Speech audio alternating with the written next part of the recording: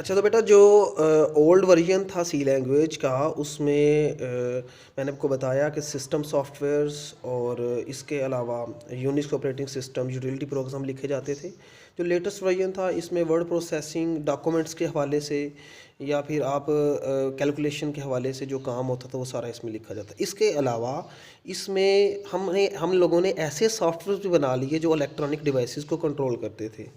मसलन कि देखो ना किसी हार्डवेयर को चलाने के लिए सॉफ्टवेयर की ज़रूरत पड़ती है। तो वो जो सॉफ्टवेयर्स एज़ लाइक प्रिंटर्स या आप कुछ भी कह सकते हैं, इस जैसे हार्डवेयर्स को चलाने के लिए हमने जो सॉफ्टवेयर्स लिखे वो हमने सी लैंग्वेज में लिखे। फिर बेटा जैसे जैसे टाइम गुजरता गया एक कंपनी जिसका नाम था ANSI, American national standard institute, इसने 1980 में सी लैंग्वेज का एक न्यू वर्जन बनाया जिसको उसने नाम दिया ANSI-C। न्यू वर्जन का नाम क्या था? ANSI-C। पुरानी बी लैंग्वेज, फिर सी लैंग्वेज 1972 में, 1970 में बी लैंग्वेज, 1972 में सी लैंग्वेज और फिर ANSI-C वर्जन सी लैंग्वेज का 1980 में डेवलप हुआ। अच्छा बेटा, बी लैंग्वेज थी 1969 में केन थॉम्पसन ने AT लैबोरेटरीज़ में, फिर सी लैंग्वेज आ गई और फिर ANSI-C वर्जन आ गया, फिर इसी को अपडेट करके C++ लैंग्वेज बनी।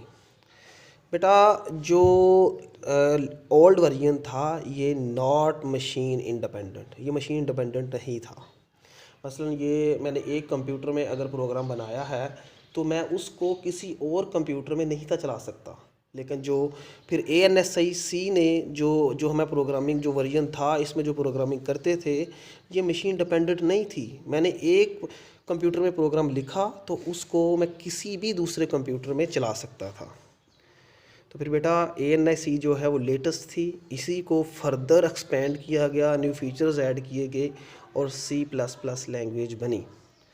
तो बेटा जो हमारा ओवरव्यू है वो यही है कि पहले बी लैंग्वेज बनी, ये 1969 से लेकर 1970 में केन थॉम्पसन ने AT&T लैबोरेटरीज़ में बनाई। फिर 1972 में सी लैंग्वेज डेनिस रिची ने बनाई और ये लैंग्वेज जो थी मशीन डिपेंडेंट नहीं थी। मशीन डिपेंडेंट नहीं थी कि जिस मशीन पे काम किया उसी पे चल सकती थी, किसी और मशीन पे नहीं थी चल सकती। या लेट्स सपोज इंटेल का प्रोसेसर, उस पर मैंने कोई प्रोग्राम लिखा तो इंटेल पे ही चल सकती थी, मोटोरोला पे नहीं चल सकती थी। फिर इसमें मैंने कुछ फीचर्स हम लोगों ने फिर इस पर कुछ फीचर्स ऐड हुए और वो 1980 में हुए और फिर उस वर्जन का नाम दिया गया ANSI-C। और ये किस कंपनी ने? अमेरिकन नेशनल स्टैंडर्ड इंस्टीट्यूट ने ये वर्जन बनाया था। और फिर इसी में कुछ फीचर्स ऐड किए गए, C++ बन गई। C++ जो है वो लेटेस्ट है। हम ये भी कह सकते हैं कि C++ की जो बेस है वो सी लैंग्वेज है और सी की बेस कौन सी है? बी लैंग्वेज है। तो बेटा मशीन इंडिपेंडेंट क्या है?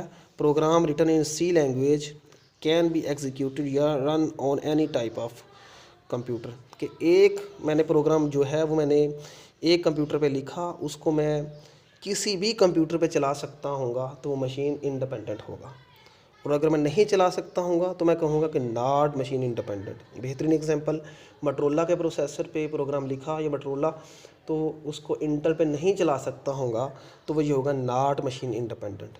अगर मैं चला सकता होगा किसी और कंप्यूटर पे भी तो वो होगा मशीन इंडिपेंडेंट। मतलब कि वो खुद पे डिपेंड करता है, उसे वो जो है उसको ज़रूरी नहीं है कि जिस पे लिखा उसी पे ही रन हो।